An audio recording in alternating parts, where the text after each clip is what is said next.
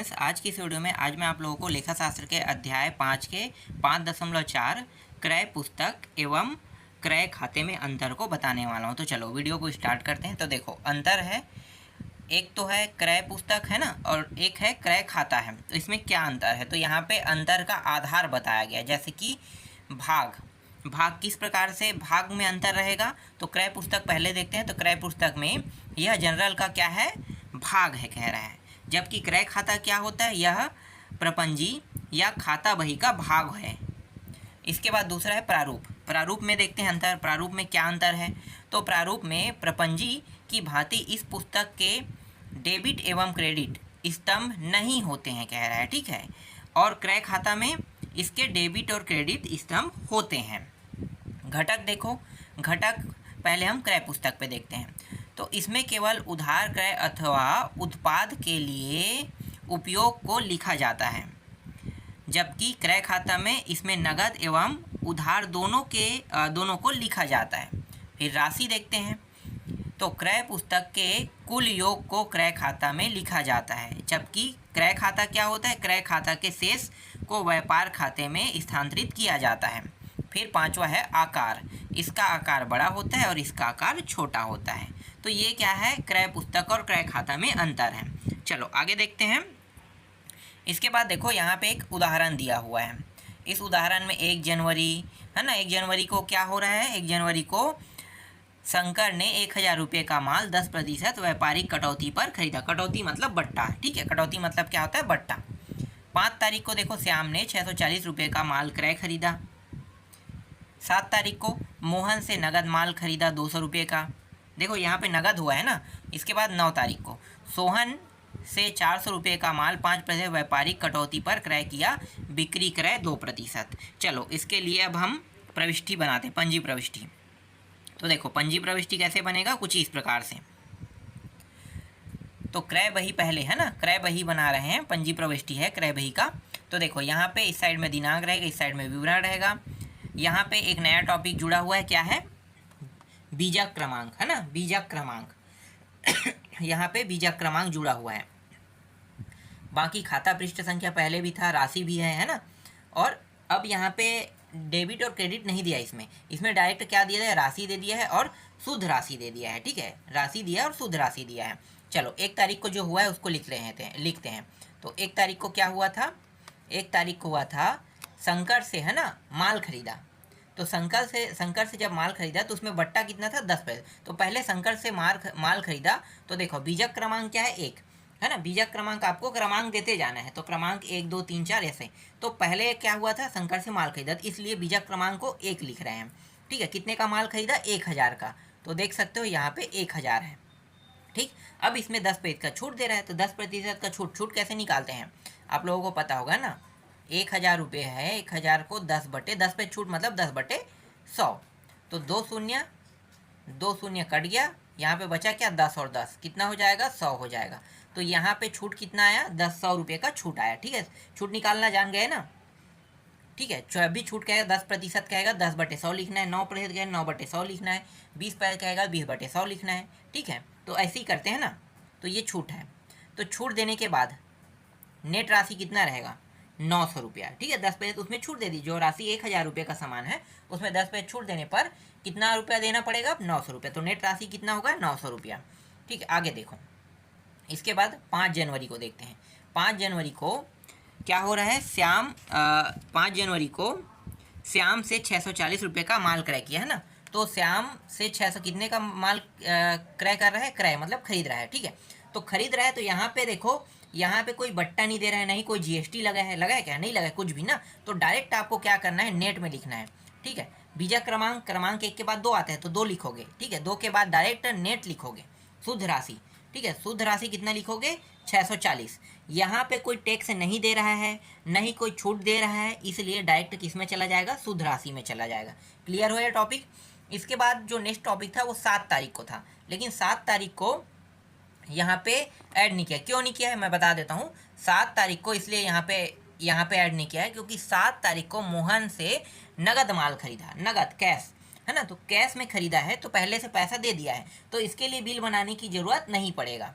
ठीक है, तो इसलिए क्रय बही में उतारने की आवश्यकता नहीं है, 7 तारीख को हटा दिया गया है, डायरेक्ट आया है 9 तारीख में। क्लियर हुआ ये टॉपिक, क्योंकि वो नगद खरीदा है, नगद खरीदने वाले का कोई लेखा जोखा नहीं हुआ है। यहाँ पे एक सामान को आप नगद खरीद सकते हो, उसके लिए बिल नहीं बनाते हैं ना, तो वैसा यहाँ पे इसके लिए बिल नहीं बनाया गया है नगद खरीदी के लिए, तो क्रय बही में आपको नहीं लिखना है। ठीक है, क्रय बही में उनको लिखा जाता है जिनको उधार, अभी मैंने आपको टॉपिक बताया ना, उधार जैसे लेते हैं तो उसको लिखा जाता है।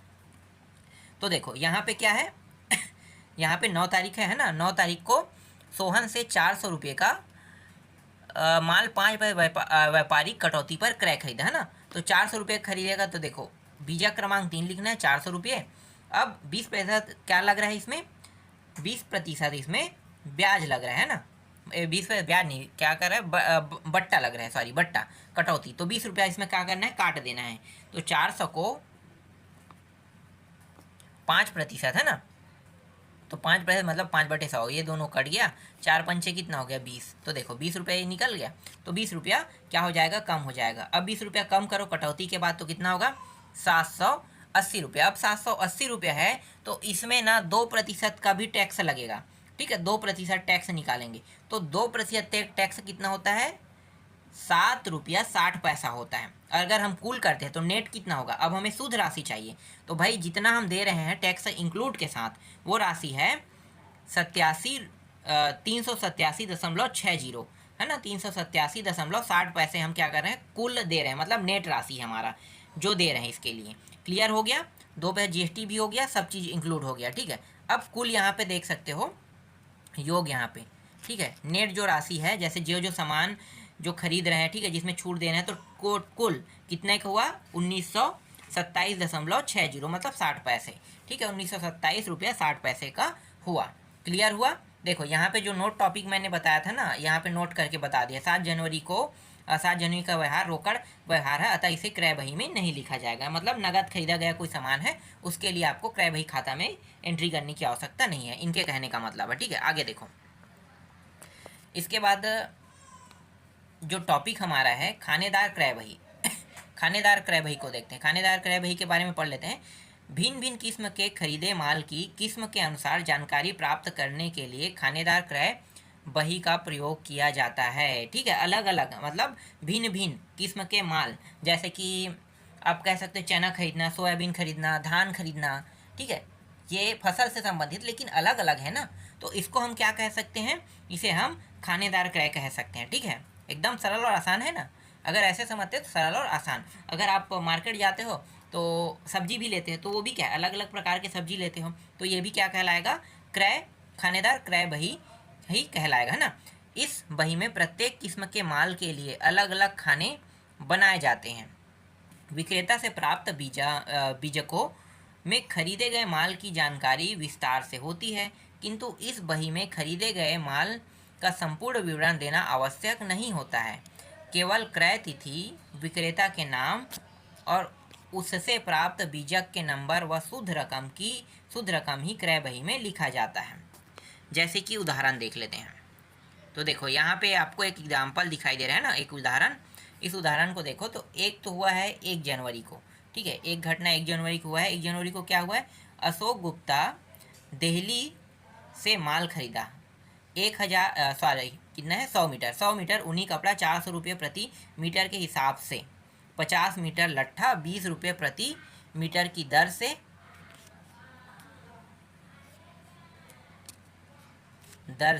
40 मीटर सिल्क कांजीवरम 150 रुपये मीटर की दर से। ठीक है, इतने सारे घटना हुए हैं ना। इसके बाद देखो 16 तारीख को आते हैं। 16 तारीख को तो रामलाल आगरा से खरीदा 100 मीटर पापलिन 30 रुपये प्रति मीटर की दर से, फिर 40 मीटर सिल्क 150 रुपये के मीटर की प्रति दर से। अब 31 तारीख पे आते हैं, तो अरोड़ा साड़ी हाउस वाराणसी से खरीदा 100 सूती साड़ी 250 रुपये प्रति साड़ी की दर से, 100 सिल्क साड़ी 800 रुपये प्रति साड़ी की दर से खरीदा। अब इसके लिए हम लोग क्या बनाएंगे, इसके लिए हम जो क्रय बही बनाते हैं ना, खाता बही कह सकते हो, क्रय बही पुस्तक है ना, तो ये चीज़ हम बना लेते हैं। तो देखो यहाँ पे क्या लिखा है, यहाँ पे जो बना है इसको देखो, तो ये जो है ये डेट है ना, पहले डेट रहता है, यहाँ पे ये विवरण ही है, ठीक है, और कुछ दूसरा नहीं है, विवरण ही है। इसके बाद यहाँ पे ये दिया हुआ है बीजक ही है, ठीक है, बीजक है ये, और बीजक नंबर होता है ये। वी आर कौन सा नंबर है यार, खाता नंबर ना देके वी आर नंबर दे दिया है, ये खाता ही नंबर है, यहाँ पे वी आर से संबंधित कर दिया। इसके बाद टोटल दे दिया है, ठीक है, जो सामान खरीदा है, जैसे कॉटन खरीदा है, सिल्क खरीदा है, कपड़े से, क्लोथ से है ना, कपड़ा से संबंधित है, कॉटन का कपड़ा है, सिल्क है, और वूलन का कपड़ा है, ठीक है। कपड़े की क्वालिटी जैसे सूती कहते हैं ना, सूती कपड़ा, ठीक है, तो वैसी क्या है, कॉटन, सिल्क, वूलन, तो ये कपड़े की क्वालिटी है। तो 1 तारीख को देखो अशोक गुप्ता दिल्ली, है ना, दिल्ली से, तो अमाउंट जो है, कुल अमाउंट सभी को जब जोड़ा तो टोटल प्राइस कितना आ रहा है, 47,000 आया। जो मैंने आपको पढ़ के बताया उनको अगर टोटल करते हैं तो 47,000 होगा। और कॉटन इसमें से 1,000 रुपये का खरीदा, सिल्क इन्होंने 6,000 का, और 40,000 का वूलन खरीदा। फिर 16 तारीख को रामलाल आगरा से खरीदा, है ना, तो 9,000 रुपये का टोटल खरीदी किया है, जिसमें से 3,000 का कॉटन और 6,000 का सिल्क है। फिर 31 तारीख को अरोड़ा साड़ी हाउस, है ना, वाराणसी से खरीदा, 33,000 को कुल खरीदा, जिसमें से कॉटन 25,000 का है और 8,000 का सिल्क है। इसके बाद देखो 31 तारीख को ही क्या कर रहा है, जो टोटल अमाउंट है ना, टोटल कर रहा है, जिस दिन खरीद रहा है, मतलब अलग अलग डेट है, लेकिन वो एक डेट में क्या कर रहा है, टोटल कर रहा है। तो 31 तारीख उनका अंतिम डेट था खरीदारी का, तो इसलिए 31 तारीख को कैलकुलेट करें, तो टोटल अमाउंट कितना है, 89,000, है ना, 89,000 है। और कॉटन जो है 29,000 का खरीदा था, सिल्क 20 और वुलन 40,000 का खरीदा। चलो आगे देखते हैं, इसमें कुछ खास तो नहीं दिया हुआ था, आगे देखो। अब यहाँ पे आते हैं CGST है ना, सेंट्रल GST है, जितना सेंट्रल GST लगता है उतना राज्य GST भी लगता है, प्रांतीय GST भी कहते हैं उसे। तो यहाँ पे जो ये SGST है वो प्रांतीय और राज्य की GST के नाम से जानते हैं। चलो पहले CGST को पढ़ लेते हैं। यह कर एक प्रांत के अंदर किए गए क्रय पर चुकाया जाता है। यह क्रय विक्रेता द्वारा क्रेता से शुद्ध विक्रय मूल्य अर्थात sales price less trade discount पर चार्ज किया जाता है। इस खाने के जोड़ की खाता बही में खतौनी इनपुट GST AC के डेबिट में की जाती है, ठीक है। ये इनपुट और आउटपुट वाला मैंने बता दी है ना। इनपुट कब होता है, जब खरीदा जाता है, तो खरीदी की बात कर रहा है, इसलिए यहाँ पे इनपुट हुआ है, देख सकते हो, क्रय चुकाया है ना, तो ये क्रय से है। इसके बाद देखो ये क्या है, SGST, ठीक है, ये स्टेट GST है। यह कर भी एक प्रांत के अंदर, देखो जो भी होगा CGST और SGST, ठीक है, लेकिन ये जो SGST है ये राज्य सरकार को मिलेगा पैसा, और CGST मतलब ये जो पैसा है ये केंद्र सरकार के पास जाएगा, याद रखना, ठीक है। जो GST लग रहा है तो 2 GST लगता है, तो एक GST का पैसा जो है राज्य सरकार के पास जाता है, और दूसरा GST जो है CGST है वो केंद्र सरकार के पास जाएगा। इसलिए CGST SGST जो भी प्रोडक्ट अगर आप खरीदोगे तो देखना, अगर मॉल में जाके खरीदते हो तो CGST SGST लगता है। तो एक जो पैसा है वो राज्य सरकार का है, और एक जो है वो केंद्र सरकार का है, ये कहना चाह रहा है, ठीक है। यहाँ पे ये मत समझना कि भाई प्रांत में खरीदी हो तो प्रांत का ही होना चाहिए, ऐसा मत समझना, ठीक है। टैक्स क्योंकि प्रांत को भी देना होता है केंद्र को, तो दोनों का अलग अलग यहाँ पे पहले से बंटवारा कर दिया जाता है। आगे देखो, यह कर भी एक प्रांत के अंदर किए गए क्रय पर चुकाया जाता है। इसकी गणना भी शुद्ध विक्रय मूल्य अर्थात sales price less trade discount पर की जाती है। इस खाने के जोड़ की खतौनी खाता बही इनपुट SGST AC डेबिट में किया जाता है, ठीक है। यहाँ भी क्रय का जिक्र हुआ है, इसलिए यहाँ पे इनपुट SGST आया है, क्लियर है। इसके बाद देखो IGST क्या होता है, ये इंटीग्रेटेड है ना, ये अंतर्राष्ट्रीय भी कह सकते हैं इसे। यह कर प्रांत के बाहर से क्रय पर चुकाया जाता है, प्रांत के बाहर से क्रय पर चुकाया जाता है। जैसे हमारे देश में कोई सामान आ रहा है या हमारे देश से कोई सामान जा रहा है, तो उसमें जो टैक्स लगता है उसके हिसाब से बता रहे हैं, ठीक है। तो क्रय पर चुकाया जाता है। इसकी गणना शुद्ध विक्रय मूल्य अर्थात sales price less trade discount पर की जाती है। इस खाने में जोड़ की खतौनी इनपुट IGST के डेबिट में की जाती है। नोट यहाँ पे एक टॉपिक दिया है, किसी भी लेन देन पर या तो CGST प्लस SGST लगाया जाता है अथवा केवल IGST लगाया जाता है। अब CGST SGST राज्य मतलब कोई प्रांत में खरीदारी होता है तब लगाया जाता है, लेकिन IGST कब लगाया जाता है, जब आप दूसरे राज्य कह रहे हैं, मतलब दूसरे देश आप कह सकते हो। यहाँ पे दूसरे देश कोई सामान भेजा जाता है या दूसरे देश से सामान मंगाया जाता है, तब उस पर जो जीएसटी लगता है उसको हम क्या कहेंगे, आईजीएसटी कहेंगे। ठीक है, आगे देखो, इसके बाद यहाँ पे भाड़ा भी दिया हुआ है ना, भाड़ा देख लेते हैं। माल के क्रय पर भाड़ा चुकाया जाता है। जीएसटी लागू होने के पश्चात क्रय बही में भाड़े के लिए अलग खाना नहीं बनाया जाता। इस कारण यह है कि क्रय पर अलग दर से जीएसटी लगता है, जैसे कि 0, 5, 12, 18 और 28% तक के जीएसटी हो सकता है, जबकि जीएसटी अधिनियम के अनुसार भाड़े 28% की दर से जीएसटी लगाया जाता है। इसके बाद देखो तीसरा जो उदाहरण है उसको देख लेते हैं। तीसरा उदाहरण क्या है, 1 अप्रैल को देखो, रोशन ब्रदर्स दुर्ग से उधार माल खरीदा, बीजक नंबर कितना है, 210 है। देखो इसमें बीजक नंबर दे दिया है, तो हम जितना दिया है उतना ही हम क्या करेंगे, बीजक नंबर देंगे। अब यहाँ पे देखो इसमें 2 पॉइंट है। एक है 10 फिलिप्स ट्यूब, दर कितना है, 200 रुपये प्रति, मतलब एक की कीमत 200। तो अगर हम 10 खरीदेंगे कितना होगा, 10 का 2000 है ना, 10 का 2000 हो जाएगा। ठीक है, तो फिलिप्स क्या होगा, 2000 रुपये का खरीदा गया। अब इसमें 6% क्या लगेगा, जीएसटी लगेगा, 6% एसजीएसटी और 6% सीजीएसटी। इसी तरीके से देखो बजाज बल्ब 100 रुपये प्रति, है ना, मतलब खरीदारी कर रहे हैं, तो ये हो गया 100 रुपये और 50 है तो कितना हो जाएगा, 5000। ठीक है, 5000 यहाँ पे प्राइस, कुल प्राइस भी हम यहाँ पे देख रहे हैं। ठीक है, आगे हम लोग जब क्रय बही बनाएंगे, ठीक है, तब वहाँ पे आगे आपको और अच्छे समझ में आएगा।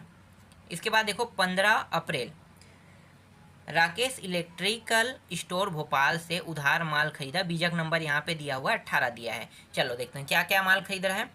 25 लीटर 800 रुपये की दर से, 10% व्यापारिक बट्टा, यहाँ पे व्यापारिक बट्टा भी दिया हुआ ना, तो व्यापारिक बट्टा मतलब छूट कम करने वाला। तो मैं यहाँ पे टोटल प्राइस बस को अभी कैलकुलेट करूँगा, जो छूट है मैं वहीं पे कम करूँगा। ठीक है, जब हम खाता बही बनाएंगे, मतलब क्रय बही बनाएंगे, उसी समय कम कर देंगे।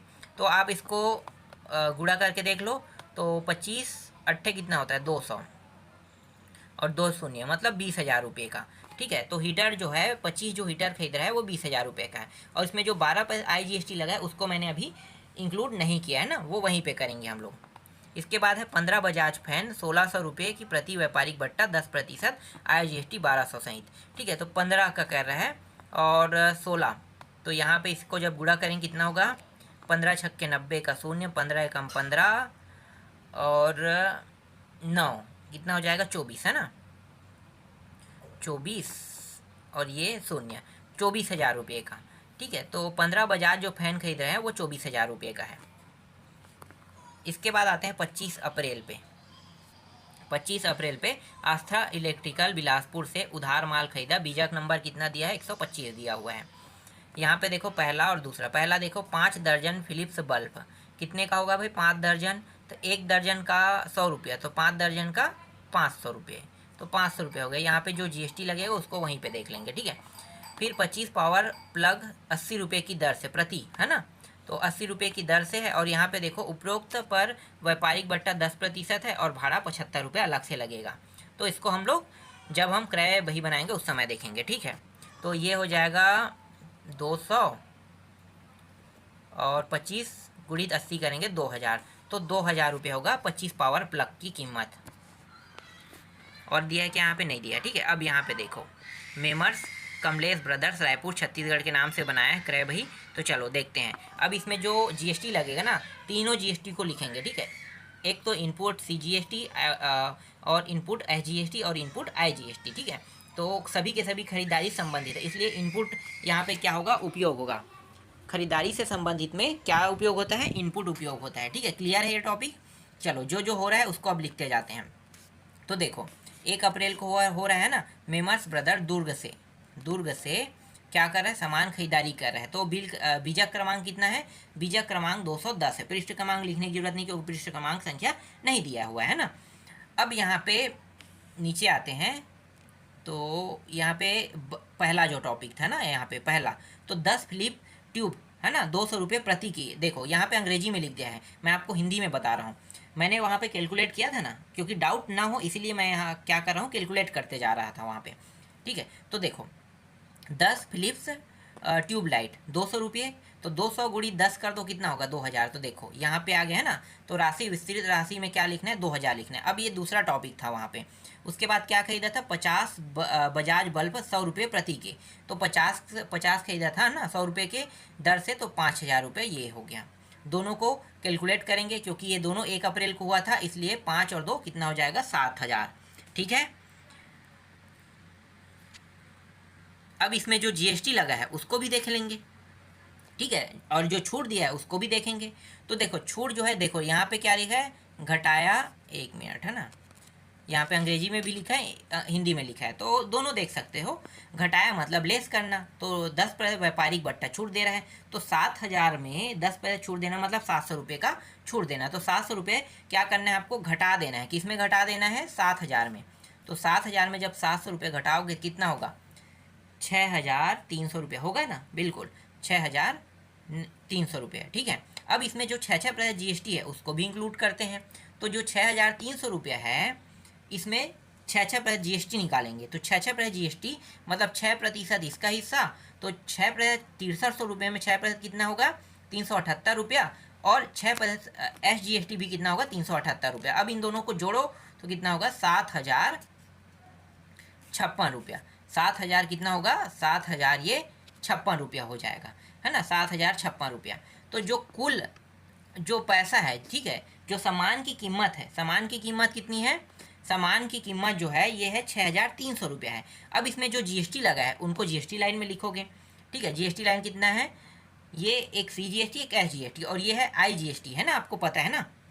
तो 63 रुपये सामान की कीमत है, जीएसटी इसमें 378 रुपया लगा जो CGST है, और ये SGST 378 रुपया। अब इन सबको टोटल करने के बाद कितना हो रहा है, कुल 7056 रुपया। तो इस प्रकार से बिलिंग किया जाता है, याद रखना है ना, बिलिंग ऐसे ही आपको करना है। ये सरल है, एकदम सरल है। इसके बाद देखो 15 अप्रैल पे आते हैं। तो मेमर्स राकेश इलेक्ट्रॉनिक स्टोर भोपाल से, है ना, तो भोपाल से 2 घटनाएं हुई थी, है ना। पहला घटना क्या है, यहाँ पे देखो पहला है 25 हीटर खरीदा था 800 रुपये की प्राइस से, तो मैंने इसको कैलकुलेट किया था, कितना आया था उस समय 20,000 हो गया। दूसरा क्या था, दूसरा था 15 बल्ब फैन, है ना, एक बल्ब फैन की कीमत 1600 गुणित 15 करोगे कितना आएगा 2400 हो गया। अब दोनों को जोड़ दो, कुल कितना होगा 44,000, दोनों को जोड़ेंगे 44,000। अब इसमें जो छूट दे रहा है उसको भी लिखना पड़ेगा।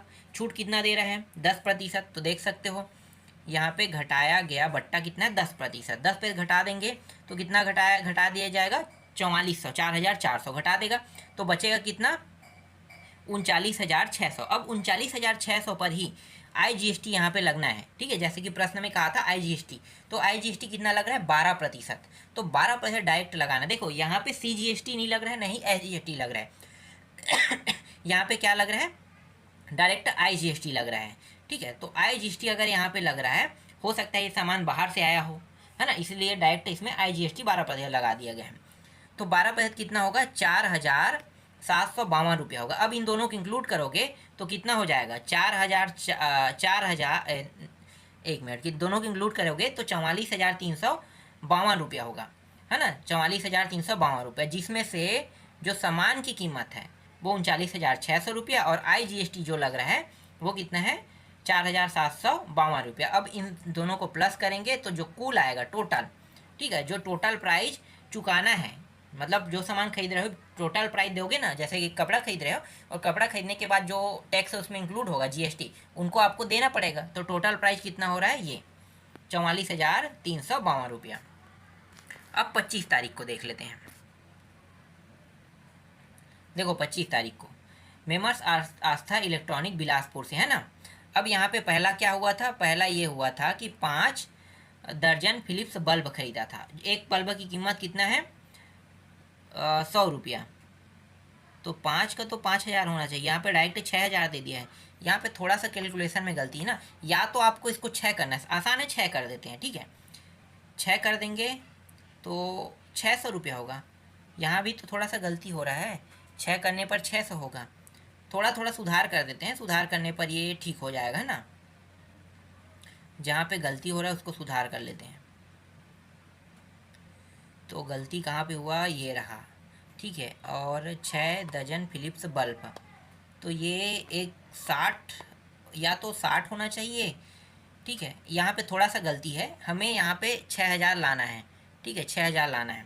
तो 6000 क्या होगा, अगर ये 1000 रुपये में एक को खरीदेगा तभी 6000 होगा, या फिर हम इसको 60 बनाएंगे तब 100 रुपये में खरीदेगा तभी ये क्या होगा, 1000 होगा, है ना। दो ही कंडीशन है हमारे पास, तो आप इन दोनों में से कोई एक कंडीशन का उपयोग कर लो। ठीक है, यहाँ पे मैं कैलकुलेशन को चेंज कर सकता हूँ, क्योंकि यहाँ पे 5 दर्जन का बात कर रहे हैं, तो 5 दर्जन के हिसाब से मैं कैलकुलेशन चेंज करूँगा तो 500 रुपया होगा, है ना। तो यहाँ पे पहले से कैलकुलेशन है, तो हम ज़्यादा कुछ नहीं करेंगे, थोड़ा बहुत गलती हुआ होगा उसको सुधार लेते हैं, ज़्यादा अच्छा रहेगा। तो सुधार करने के बाद ये आ गया।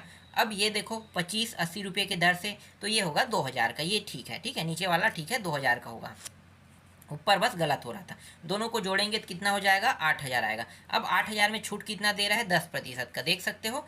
तो 800 रुपया छूट दे दिया, 800 को घटाओगे 8000 में तो कितना आ जाएगा, 7200 रुपया। अब इसमें जो 6% CGST HGST है वो कितना पड़ेगा, 7200 रुपये में। अगर 7200 रुपये का अगर हम 6% GST निकालते हैं तो 6% GST कितना निकलेगा, 432 रुपया, और CGST भी 432 रुपये निकलेगा। अब इन सभी को तीनों को जोड़ दो, जोड़ने पर कितना आएगा, 8064 रुपया। और इसमें भाड़ा भी इंक्लूड करना है कह रहा है ना, तो भाड़ा कितना है, 75 रुपये, 75 रुपये इंक्लूड कर दिए। अब यहाँ पे देखो, यहाँ पे ठीक है, यहाँ पे जो सामान का प्राइस है वो है 7200 रुपये। इसमें जो टैक्स लगा है CGST 432, SGST 432, ठीक है, IGST तो लगा नहीं है, लेकिन भाड़ा जरूर लगा है, भाड़ा है 75 रुपये। तो सभी को इंक्लूड करने के बाद जो टोटल प्राइस हो रहा है वो कितना हो रहा है, 8139 रुपया। ठीक है, कितना हो रहा है, 8139 रुपया हो रहा है। ठीक, अब यहाँ पे ना ये लाइन में जितना भी राशि हुआ है, ठीक है, सामान की जो प्राइस है उनको यहाँ पे कैलकुलेट किया जाएगा। ठीक है, जो 1 अप्रैल का था, है ना, 1 अप्रैल और 15 अप्रैल और 25 अप्रैल, तो जितना जितना 1 अप्रैल, 15 अप्रैल, 25 अप्रैल को जो जो सामान खरीदा है उन सभी को जोड़ेंगे, 53,100 रुपये का होगा। और यहाँ पे ना जितना GST लगा है उसको जोड़ेंगे, और यहाँ पे SGST जितना लगा है उनको जोड़ेंगे। यहाँ पे जो सिर्फ IGST लगा है उनको रखेंगे। तो IGST हमारे पास सिर्फ एक ही बार था ना, 4752 रुपये का इसलिए यहाँ पे डायरेक्ट 4752 रुपये बस आया है, जबकि ये दो बार लगा है। ठीक है, CGST SGST 2 बार लगा है, तो दोनों की इंक्लूड करने के बाद 810 रुपये 810 रुपये आएगा। भाड़ा एक बार लगा है, और टोटल GST सब मिला के जो टोटल प्राइस है वो है 59,547 रुपया। तो आज की वीडियो में बस इतना ही। इसके बाद जो अगला टॉपिक है उसको मैं आपको नेक्स्ट वीडियो में बताऊँगा।